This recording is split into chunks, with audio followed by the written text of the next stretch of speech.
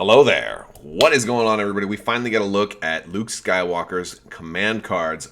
Operative Luke Skywalker. This is Jedi Luke we're talking about here. And this is kind of a big deal because we just had a big Legion stream where they revealed a lot of stuff for these new operatives for the Vader and Luke operative expansion that are coming by the end of the year, hopefully very soon. Hopefully Q3, but more than likely Q4. Now, this is important because they only showed us one of Luke's command cards during the live stream, kind of hinting that there were future articles. Now, I don't know if this was meant to be a preview article placeholder for the Luke and Vader, cards possibly, but this was actually an article talking about primes and the rewards that you can get in the new primes for organized play. Now, primes used to be called rally point qualifiers, but basically primes are going to be your big tournaments that you can, get an invite into the next higher one. And so they're showing us some of the new art, and we get a look at the command cards here. Also, let me remind you guys, there is still time to enter to win the $100 Amazon gift card giveaway that is going to be announced on the 8th of September. So all you have to do is be a subscriber and leave a comment on this or one of my videos. There's also Legion promos that are going on Patreon right now. Those will be announced the same day. So if you're interested in winning some Legion promos as well, you can check out Patreon for that. It will be announcing those. And I'm going to have some more promos coming up too. I think the next giveaway is going to be more promos, and there'll probably be some Legion promos. I may mix things up as well and toss some X-Wing promos in there as well, or Armada. Let me know what you guys want to see in the comments below for the next giveaway.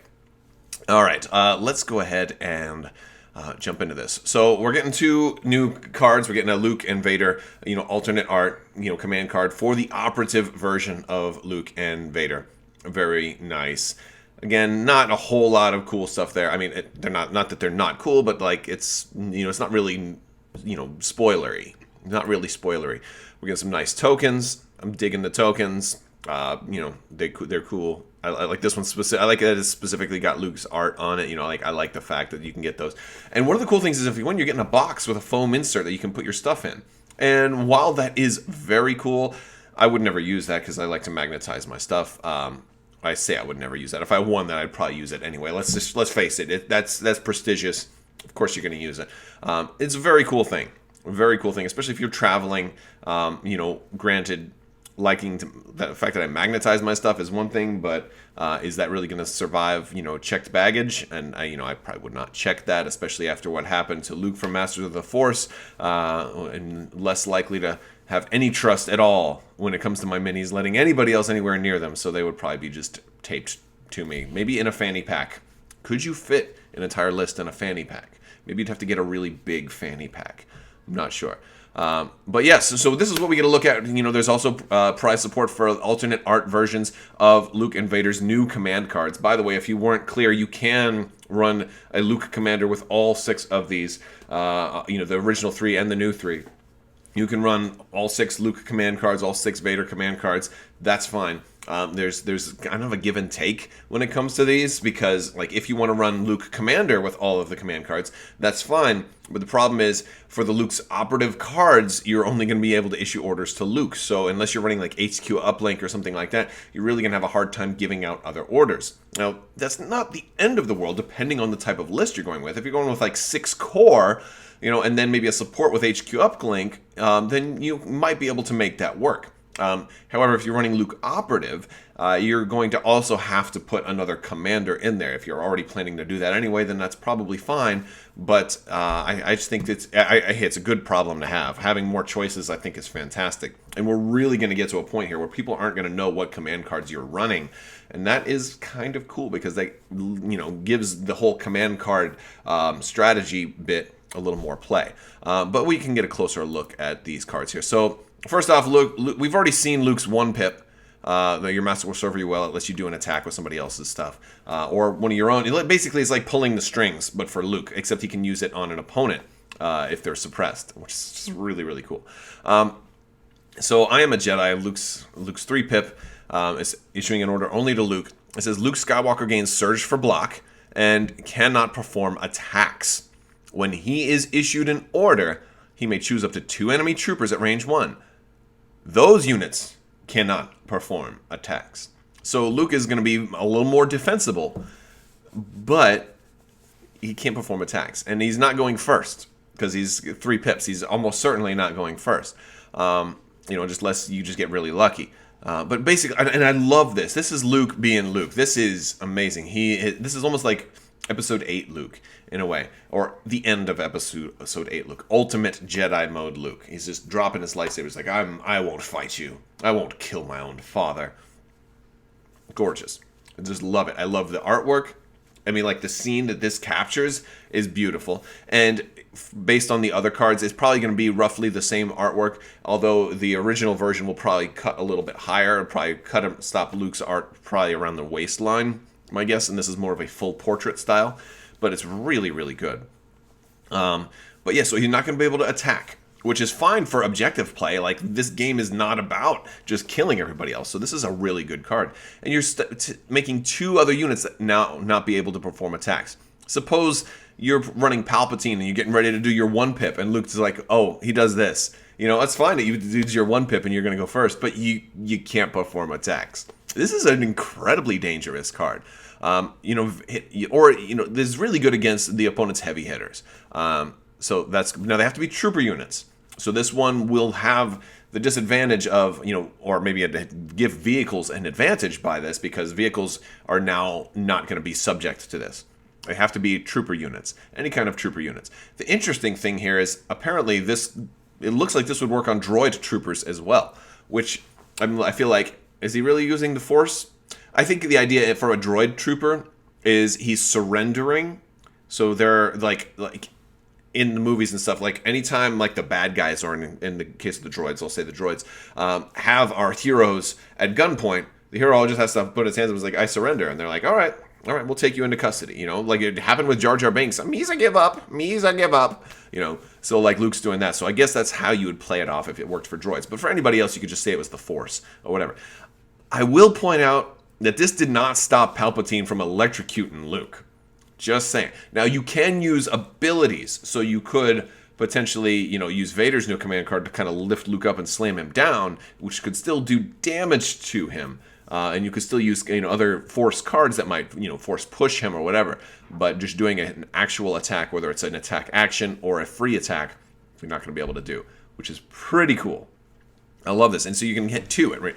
Now, granted, the problem is going to happen is, they have to be at range 1. So if I'm playing against an operative Luke, or any Luke once operative expansion comes out, and they decide to put themselves right in the thick of everything, I'm expecting this card next turn. So maybe I want to run Han Solo a little bit more with his 3-pip to kind of be like, no, you're not going to play that card. Play a different one. Can't wait. Makes me really want to see Lando when he comes out, because I'm expecting Lando to have some cool card play and maybe be able to have an answer for things like this, because this is just nasty. It's just very, very nasty. Moving on to Luke's 2-pip. This one's partially blocked, but we can pretty much read all of it here. Full of surprises. It's the Rancor. I'm loving it. And by the way, while the art is great here, and I love the poses and the angles of them and what they're capturing, I really think Luke's face is on point in both of these cards, but especially this one. They have done such a great job capturing Mark Hamill's likeness in these art. So my hat is literally off. It's off to the artist here. Absolutely fantastic stuff. I'm not sure if this is Darren Tan or who this is. I don't know all the other artists, but I need to make myself more aware of the different artists that are doing these type of pieces. If you know who the artist is, let me know down in the comments below. But for his 2-pip, full of surprises, Luke Skywalker gains a dodge token, and while defending, he rolls a number of additional, I think that's red dice, equal to his courage value. I think that's red. It might be white, but I'm thinking it's red. Dice equal to his courage value minus the number of suppression tokens he has. So if he's not suppressed at all, he's going to roll a lot of extra dice. He's going to be really hard to kill. And he's getting that dodge token right away, so he's going to be able to trigger deflect. Really, and this is the idea, is like, it's going to work best against a big attack. A big attack, it's going to work much, much better against a whole lot of smaller attacks. It will work slightly less. But either way, it's still not going to hurt him. It's still giving him a dodge token, still letting him start out with a dodge token. So even if he doesn't go first, he's starting out with a dodge right away, which is great. Luke always wants a dodge token because that's going to give him the ability to deflect. It's also going to give him surge to defense for that attack. It's just incredibly important. Just incredibly important. So, yeah, no, the really good card for Luke, making him survivable. I feel like there's a whole lot of cards now that are coming out that are designed to support your hero rushing into the middle of everything. Grievous has it. Obi-Wan has it. Vader's got it. Luke's got it. A lot of them have it. I feel like there's certain characters that want to be front and center that don't have it yet. I mean, kind of have it. Like Palpatine has it, but it's more offensive. He's got his whole lightning thing, but then he's gonna die, right? So I feel like I kind of want to see more of this because it kind of brings Legion or one focus of Legion perhaps away from the whole huge armies, everybody's shooting, to focusing a little bit more on the hero aspect of that hero running forward, and you're going to get some counter hero play, and focus a little bit more on the duel that goes on. It almost reminds me of like the Dynasties of the Seven Kingdoms or those kind of Dynasty Warriors, those type of games where you've got all this battle going on, but you really like focus on the two generals that are dueling each other in the middle while all the heroes or all their armies are kind of surrounding them, giving them space. And that's kind of, an aspect I'm starting to see more of with Legion, which is really cool. Another little bonus is this is our first picture showing a Rancor, and a Rancor is something I've definitely wanted to show up in Legion. I think it's very likely that we will get a Rancor at some point, primarily because they've already got artwork for it. It's already an Imperial Assault, so it shouldn't really be that hard, but it does kind of make you wonder how they will manage it. Will we see neutral monsters? Will the Rancor be some type of, condition that just like, all right, we picked loose Rancor on the field, and he attacks anybody that's near him. Like maybe you roll a die or something and determine which way he goes. Maybe he's just going to go to whoever's closest to him. Will it kind of introduce a Rancor keeper as more of a, or an animal tamer? Maybe that's something Ezra Bridger could work on, is that connection with animals, and maybe that Empire would get the Rancor keeper or something like that. Like, even though he's not Imperial, he worked for Jabba the Hutt, but your bounty hunters also are working for the Empire right now. So I could see just a whole lot of cool, creature-based mechanics coming to the game. Although, at a certain point, you might think, well, does that kind of take it away from more of a tactical war game and a little bit more towards a scenario kind of game? And I'm fine with either. I think there's a lot of room for fun things in Legion that don't necessarily have to be tournament specific, and I think the game itself is wide open enough, and plus I just want a big old Rancor miniature, much bigger than the Imperial Assault Rancor mini. I think that'd be really fun. I don't know where I'm going to put it. I'm starting to run out of room with all these big minis, and if they do an AT-AT, I said do, it's really going to be a shelf space conundrum. But that's all I've got for you today. Very, very cool. We finally got to look at Luke's command card. So let me know what you think down in the comments section below. If you like this video, go ahead and give it a thumbs up. Don't forget to click that subscribe button and the bell for alerts so you don't miss out when new content comes out. I want to thank you guys so much. I also want to thank my patrons on Patreon. You guys are amazing and definitely help keep this possible. So thank you guys so much. And that's all I've got for you today. I want to thank you guys so much for watching. And as always, have a great day.